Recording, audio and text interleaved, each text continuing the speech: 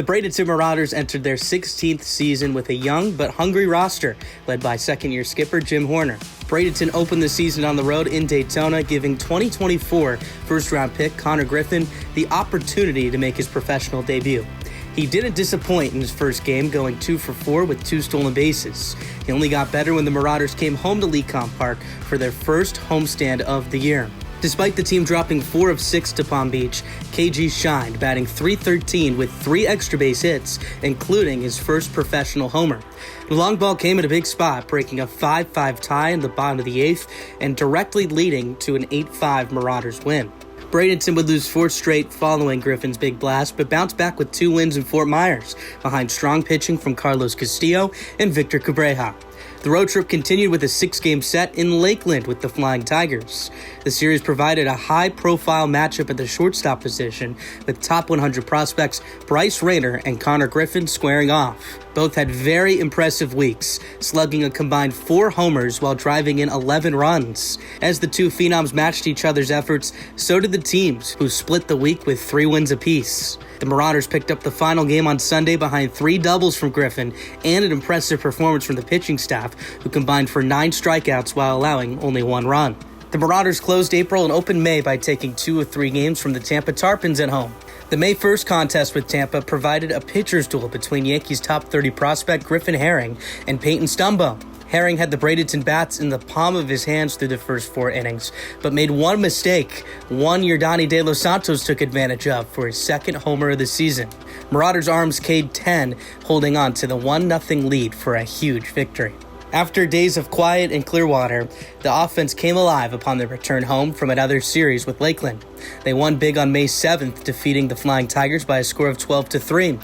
Braylon Bishop had a big night, recording 4 hits and 5 RBI, including a double and a home run. 5 Marauders posted multi-hit games, and the momentum carried them through the rest of the week. They outscored Lakeland 14-4 in the final 2 games, winning both and the series. Connor Griffin found himself facing off against another top 100 prospect in Dunedin, this time on the mound. Trey Yesavage got the start for the Blue Jays on May 13th, and KG greeted him the only way he knew how, by sending the first pitch he saw over the left field wall. Griffin won the first round, but Yesavage buckled down, striking him out in their next 2 meetings. Dunedin would go on to win that game 11-3, but the boys from Bradenton still managed to split the series. Yordany De Los Santos had a very impressive week, slugging 2 homers and posting an OPS just short of 1,000. The 3rd week of May featured another face-off with the Clearwater Threshers. The Marauders split the series behind some tight-knit victories. That Wednesday, Bradenton broke a 2-2 tie with a 4-run 8th inning. Extra base hits from Johnny Severino, Yordany De Los Santos, and Joel Mendez fueled the offense. Jake Shirk slammed the door to earn his first win of this season. The next night provided more late-game heroics, although far less pretty. An Oxiel Plaus sacrifice fly and a Braylon Bishop hit-by-pitch with the bases loaded helped seize and secure a 4-3 win. Another 1-run victory came the following evening, this time by the score of 3-2. Victor Cabreja's 5 shutout frames and Connor Griffin's 8th homer of the year were key in Bradenton earning their 3rd win in a row. They go on to finish May with a 14-13 record, now 23-27 overall.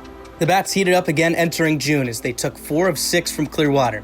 In those 4 wins, the Marauders outscored the Threshers 41-14, making for extra convincing triumphs. Connor Griffin was incredible in what would be his final series with Single-A Bradenton. He recorded multiple hits in all 5 games he appeared in, batting a staggering .556 with 4 runs batted in. A big debut was made while on the road, with 2024 second-round pick Wyatt Sanford getting the promotion from the Florida Complex League. He made himself known immediately, ripping a 2-run shot in his first Single-A at-bat. It was a good week on nearly all fronts, but ended on an epic collapse. Bradenton entered the 9th of their Sunday day game in Clearwater, up 11-9. The Threshers put together a huge rally, handing Jake Shirk his first blown save of the season and sending the contest to extra innings. The Marauders pulled back in front by scoring the Manfred Man, but it wouldn't be enough. The bottom of the 10th featured a walk and an error before Caleb Ricketts sent the fans home happy with a mammoth walk-off grand slam.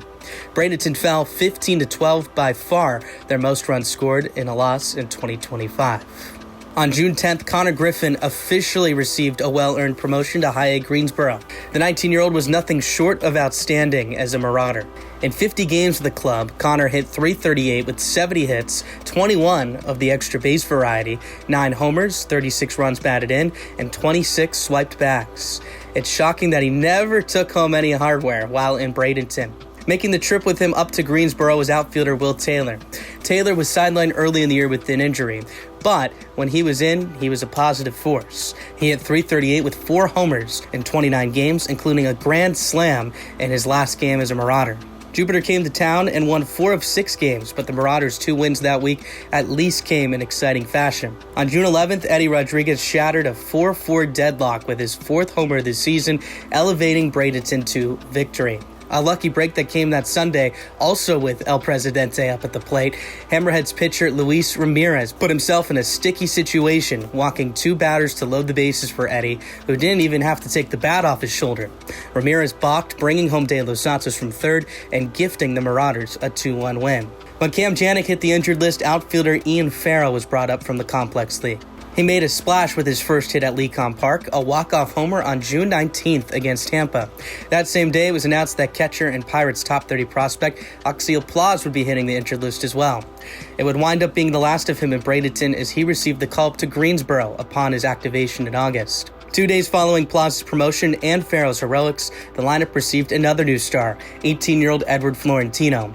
After tearing up the Florida Complex League, it was time for Florida bloom in the Florida State League. He started slow at the plate, but motivated those around him, as the Marauders won 9 of their first 14 games with him on the roster. In Dunedin, Victor Cabreja moved to 6-1 and was able to lower his ERA to under 3 with 5 scoreless frames. Bradenton went on to take 3 of 5 games with the Blue Jays. They also had to say goodbye to 3 more arms, as Peyton Stumbo, Ian Merlobo, and Jake Shirk all received promotions. Losing 3 of your most consistent arms is never easy, but that's the reality at this level. Despite all the turnover, the Marauders managed to go .500 in June with a 12-12 record. July began with a home-and-home series against the Fort Myers Mighty Muscles. Bradenton took 2 of 3 at home and brought fireworks to Independence Day down south with a 14-1 blowout win on the road. That series is really where Edward Florentino started to heat up. During the 6-game stretch against the Muscles, Flor hit .348 with 6 extra base hits, including his first 3 single-A home runs. For such a performance, he was awarded with Florida State League Player of the Week. His hot hitting would not only continue throughout the month, he'd later receive Player of the Month in the Florida State League for July as well. In total for the month, Edward hit .301 with 25 knocks, 6 doubles, 8 homers, 23 RBI, and 16 stolen bases. Following a tough series with the St. Lucie Mets, the Marauders trudged into the All-Star break with a 40-47 overall record. They missed their chance of making the postseason through the first half, but there's always a chance in the second half in the FSL. They lean into a fresh second half slate by taking 2 of 3 on the road in Jupiter. Results were mixed for the remainder of July, but the trade deadline wound up being pretty busy for the single-A club. In the trade that sent third baseman Brian Hayes to Cincinnati, the Pirates acquired shortstop Sammy Stafora, who had already been playing in the Florida State League for Daytona. When Pittsburgh sent closer David Bednar to the Yankees, Tarpons players Edglin Perez and Brian Sanchez were part of the return and found a place on the Marauders roster. And finally, the Buccos received hard-throwing right-hander Jeter Martinez from Seattle in exchange for reliever Caleb Ferguson. 3 of the 4 new acquisitions would find a place in the Pirates' top 30 prospects list on MLB Pipeline. Stafora had only played 4 games with Bradenton before getting promoted, but made a strong impression with a 3-hit debut that featured a double and a triple. Edglin Perez stuck with the Marauders for the remainder of the 2025 campaign. For what he lacked with the bat, he made up for with his eyes, as he posted one of the strongest walk rates in the Florida State League. He also played above-average defense behind the plate. Jeter Martinez started in the FCL, not joined the Marauders until late August. He made 2 appearances, striking out 6 in 2 1/3 of an inning's work. Bradenton emerged sluggish out of the trade deadline, losing 5 of their first 6, but bounced back by winning 3 straight versus Lakeland. One game specifically featured an ending made for the movies. 2 outs from defeat, they put 2 on with a single and a hit batter. Abraham Gutierrez, a catcher rehabbing from AAA Indianapolis, ripped a single up the middle to score Stafora and make it a 2-run game. Representing the winning run, up stepped 6'7" Tony Blanco Jr. On the sixth pitch of the plate appearance, Blanco redefined power with a 119.8 mile per hour walk-off three-run homer, sending Lecom Park into a frenzy. It was the hardest hit ball in all of minor league baseball this year. 8 2025 draftees saw time with the Marauders at some point, the likes of 7th-round pick Brent Iredale and 8th-round pick Josh Tate. The Marauders continued their streaky play through August, sitting several games out of reach for a final playoff spot. Victor Cabreja and Alexis Torres received the call-up to Greensboro on August 12th, leaving a big hole in the pitching staff. Cabreja specifically was Bradenton's winningest and most consistent pitcher. In just over 90 frames of work, VC went 9-1 with a 2.48 ERA. Major League rehabbers Justin Lawrence and Tim Meza got some work in at Lecom Park, helping the Marauders to a series win over Daytona. This series win was crucial, keeping Bradenton in the playoff hunt. The Threshers, who were sitting in the final spot and held the tiebreaker over the Marauders, also struggled. The door was open. All Bradenton needed was to have a strong series at the Tank in Tampa. Unfortunately, that didn't happen. Clearwater lost 5 of 6 to Daytona, but the Marauders lost 4 of 6 to the Tarpons, not getting close enough to have a realistic fighting chance. Entering the final series of the season, Bradenton would basically have to win out, while Clearwater lost out. The Marauders' postseason hopes came to a mathematical end on September 4th. Despite winning their contest over Dunedin 4-0, the Threshers won their game at home against Tampa. Bradenton finished the season strong, winning the final series, but there would be no postseason play in 2025. Overall, there was plenty to be optimistic about in terms of the Marauders and Pirates' futures. Bradenton finished the season with their 2 top 100 prospects bookending the list, with Connor Griffin at number 1 and Edward Florentino sneaking in at 99. 8 of the Pirates' top 30 prospects finished the season in Bradenton, and there's a chance that many will begin 2026 there as well. The future looks bright in Bradenton, where it all begins. Thanks for a great season. We'll see you in 2026.